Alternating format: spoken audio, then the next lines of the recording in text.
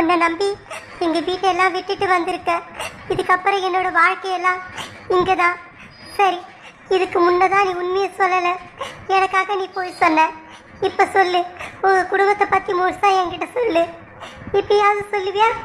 இப்பயும் போய் சொல்லுவியா? சொல்கிறேன் சந்தியா, எல்லா உண்மையும் இப்போ சொல்கிறேன், கேட்டுக்கோ.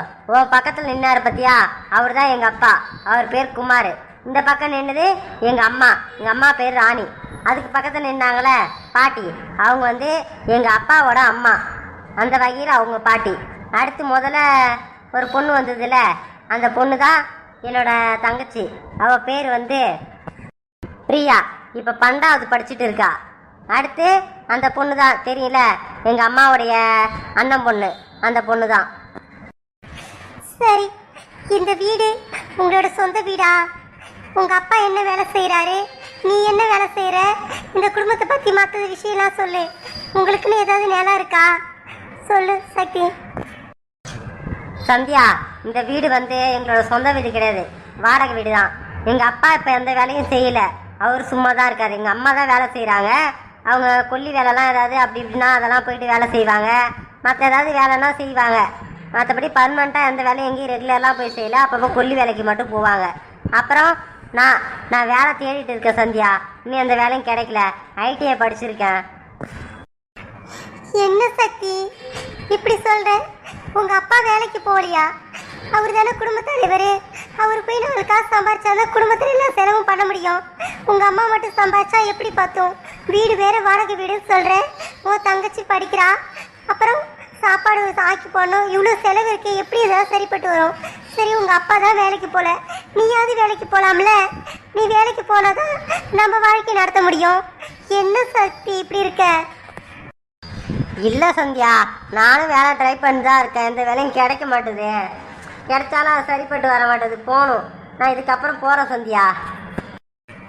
சக்தி, இது ஒரு காரணமாக இதுக்கப்புறம் சொல்லாத. இல்லை, உன்னை நம்பி நான் வந்திருக்கிறேன். அப்படி இருக்கும்போது நீ 4 காசு சம்பாரிச்சாதான் அங்கே வாழ்க்கையை நடத்த முடியும். புரியுதா உனக்கு? ஏதாவது ஒரு வேலைக்கு போ, ஏதாவது கடைக்கு கூட வேலைக்கு போ. நீ நினைக்கிற வேலை அப்புறம் கூட கிட்ட ட்ரை பண்ணு. இப்போ முதல்ல ஏதாவது தினமும் ஏதாவது கூலி வேலை அந்த மாதிரி ஏதாவது ஒரு வேலைக்கு போகலாம்ல? அதை போ. சரி, அது ஒரு பக்கம் இருக்கட்டும். இப்போ அந்த பொண்ணு கலைவாணியா? அந்த பொண்ணுக்கு இப்போ என்ன பதில் சொல்ல போற? அவளோட வாழ்க்கை என்ன? இங்கே தான் இருக்க போகிறோம் சொல்லுது. இங்கே இருந்தால் எப்படி சரிப்பட்டு வரும்? சந்தியா, எனக்கு அதான் சந்தியா புரியவே இல்லை. இப்போ கலைவாணிக்கு என்ன பதில் சொல்கிறது, எப்படி அதுக்கு ஒரு தீர்வு கொண்டு வரது, எனக்கு ஒன்றுமே தெரியல சந்தியா. என்ன பண்ண முடியும் சொல்லு பார்க்கும். நீ நீ நீ என்ன நினைக்கிற மாதிரி அதை சொல்லு எனக்கு. நீ ஏதாவது தப்பாக நினைக்கிறிய என்ன? சக்தி, நான் உன்னை தப்பா நினைக்கிறேன் நான் சொன்னனா? அந்த வேலை சொல்ல மாட்டேன். இதுக்கு நீ காரில் என்னன்னு எனக்கு தெரியும். நீ அதை சொல்லி திரும்ப திரும்ப சொல்லாத. இப்போ அந்த பொண்ணு சொல்லுதுல, அதுக்கு என்ன பதில் சொல்ல போறேன்னு தான் கேட்குறேன். அந்த பழி ஓ மேலே வந்திருக்குது. அப்போ நீ தான் அதுக்கு பதில் சொல்லியே ஆகணும். புரியுதா? நீ தான் அந்த பொண்ணு பக்கத்தில் காலைல விடியும் போது படுத்திருக்கிற. அப்போ அந்த பொண்ணு ஒன்றை சொல்லுது. இதுக்கு நீ தான் ஒரு முடிவு கொண்டு வரணும். சந்தியா, தெளிவா கேளு சந்தியா, நான் சொல்றத. அன்னைக்கு வந்து யாரும் வீட்டில் இல்லை, சரியா? எங்கள் அப்பா, எங்கள் அம்மா, என் தங்கச்சி எல்லாரும் வந்து ஒரு ஃபங்க்ஷனுக்கு போயிட்டாங்க. எங்கள் பாட்டி மட்டும்தான் இருந்தாங்க. ஆனால் அவங்களும் சாயந்தரம் எங்கேயோ போயிருக்காங்க. இந்த பொண்ணு போயிட்டு படுத்துருக்கு. இங்கே தான், இந்த ரூமில் தான் படுத்துருக்கு. நான் நைட்டு வந்து நான் ஒரு பர்த்டே பார்ட்டிக்கு போயிருந்தேன். அங்கே போகும்போது ஜூஸ்ன்னு சொல்லி ஏதோ கலந்து கொடுத்துட்டானுவேன். எனக்கு வந்து எனக்கு சுயநினைவே ஒரு மாதிரி இல்லை, அது ஒரு மாதிரி இருந்ததா எனக்கு. நான் அப்படியே வந்து இருட்டாக தான் இருந்தது ரூமு. நான் லைட்டு போல எதுவும் போடல, அப்படியே தடுமாறி வந்து கட்டலில் படுத்துட்டேன். இந்த கலைவாணி பக்கத்தில் படுத்துருக்கிறது எனக்கு தெரியாது. நானும் அப்படியே அந்த மயக்கத்தில் அப்படியே படுத்துட்டேன். காலை விடிய காலை எழுந்து பார்த்தா இந்த பொண்ணு எழுந்து கத்துது. என்னடான்னு பார்த்தா நம்ம பக்கத்தில் தான் படுத்துன்னு சொல்லுது. இதில் நான் என்ன பண்ண முடியும் சொல்லு பார்க்கும்? நீ சொல்லு சந்தியா, இதை நான் எப்படி போய் தீர்வு கண்டுபிடிக்கிறது? எனக்கு தெரியல சக்தி, இதுக்கு என்ன தீர்வுலாம் எனக்கு தெரியாது. உங்கள் குடும்பம் நீ எப்படியாவது அதை கண்டுபிடி. எனக்கு ஆனால் வந்து அந்த பொண்ணு இங்கே இருக்கக்கூடாது. புரியுதா? அந்த பொண்ணு இங்கே இருந்தால் நம்மளோட வாழ்க்கைக்கு அது பிரச்சனை. நீ தான் அதுக்கு ஏதாவது முடிவு பண்ணி அனுப்பணும். சந்தியா, கலைவாணியா என்ன சொல்லுது? இல்லை தெரியாமல் எங்கேயா போய் ஏமாந்துருச்சா? இல்லை அதை மறைக்கிறதுக்காக என் மேலே பழிய போடுதா? என்னன்னு எனக்கு தெரியல. எனக்கு அதில் எந்த ஒரு ஐடியாவும் இல்லை. என்ன சொல்கிறது எனக்கு புரியல. சரி, அந்த பொண்ணு இங்கே இருக்கட்டும், ஒன்றும் தப்பு இல்லை. எங்கள் அத்தை பொண்ணு தான் அது. இங்கே இருந்தாலும் அது ஒன்றும் பிரச்சனை கிடையாது. இருந்தாலும் ஒரு கொஞ்ச நாள் போகட்டும். அதுக்கப்புறமா என்ன முடிவு எடுக்குதுன்னு பார்ப்போம். சரியா? அதுக்கப்புறம் என்ன பண்ணலான்றதை அப்புறம் முடிவு எடுத்துக்கலாம். என்ன, அந்த பொண்ணு நம்ம வாழ்க்கையில் எதுவும் குறுக்க வராது. அது இங்கே தான் இருக்க போகிறன்றது இருக்கட்டும். நான் இது காரணம் இல்லை. நான் இதுக்காக நான் ஒன்றும் என்னெல்லாம் வந்து எதுவும் வருத்திக்க முடியாது. சரி சக்தி, நீ சொல்றதை நான் ஏத்துக்கிறேன். சரி, அது ஒரு பக்கம் இருக்கட்டும். நீ நாளையில இருந்து வேலைக்கு போகணும். சரியா? ஏதோ ஒரு வேலை போயிட்டு சம்பாரிச்சு காசு எடுத்துட்டு வா. இதான உங்ககிட்ட முதல்ல சொல்ற விஷயம். புரியுதா? இல்லைன்னா நீ மேலே என்னை கஷ்டப்படுத்து நினைச்சனா இதுக்கப்புறம் உன்னோட முடிவு சக்தி. கண்டிப்பா கண்டிப்பா சந்தியா, நாளைக்கே நான் வேலைக்கு போய் தேடுறேன். என்ன, நான் ஏதோ ஒரு கடையிலேயோ எங்கேயோ ஒரு இடத்துல தினமும் வேலைக்கு போற மாதிரி ஏதாவது நான் ஒரு வேலையை தேடுறேன். நாளையில இருந்து கண்டிப்பா போறேன் சந்தியா. ஓகே.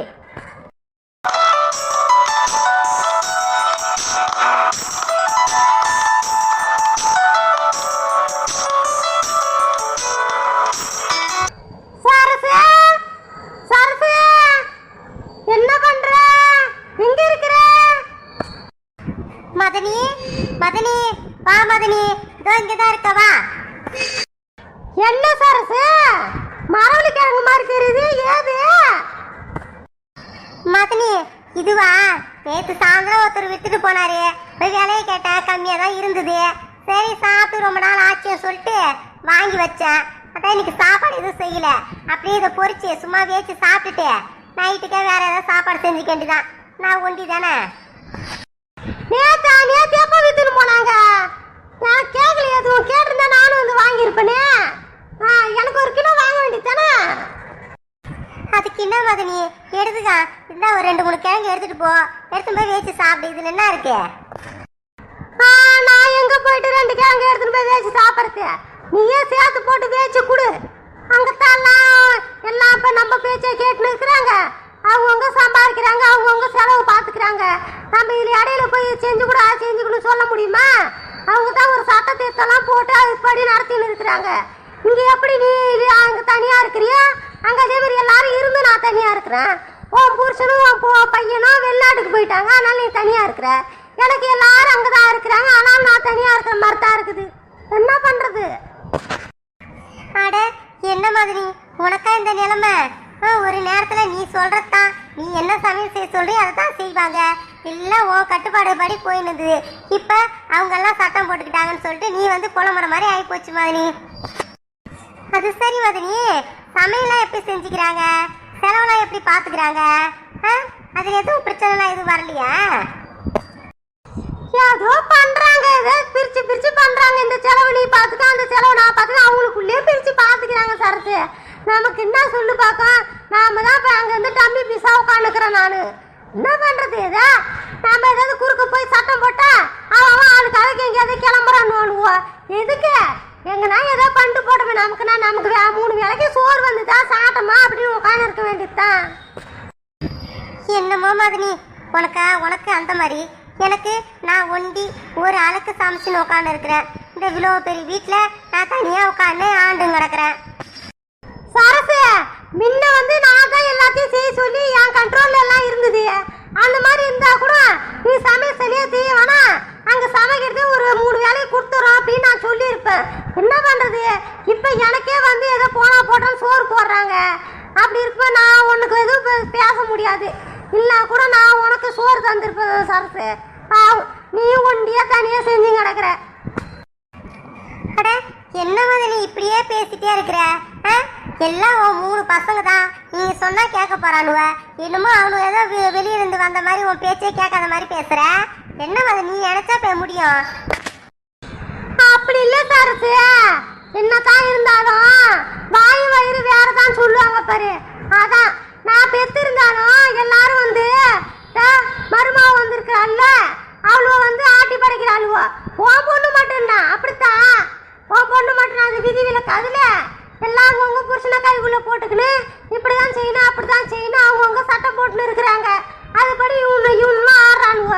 எல்லாம் எங்க போய் முடியுதுன்னு போய் பாப்போமே. என்னப்ப அட என்ன மதனி, அப்புறம் மீதி 2 பேரும் தனித்தனியா தான் செய்யணும் அப்படி பேசிக்கிறாங்கன்னா அப்ப என் பொண்ணும் அப்படித்தானே நீ பண்ண முடியும்? சரி சரி சரசு, அப்படியே உன் பொண்ணை விட்டு கொடுக்க மாட்டீங்க நீ. என்னமோ சரி, நான் என்ன விஷயம் பேச வந்தேன்றதே மறந்துட்டேன் பாரு. நான் போயிட்டு நம்ம ஜோசியரை ஒரு எட்டு போய் பார்த்துட்டு வந்துருவோமா? என்ன குடும்பம் இப்படியே போனால் சரிப்பட்டு வராது.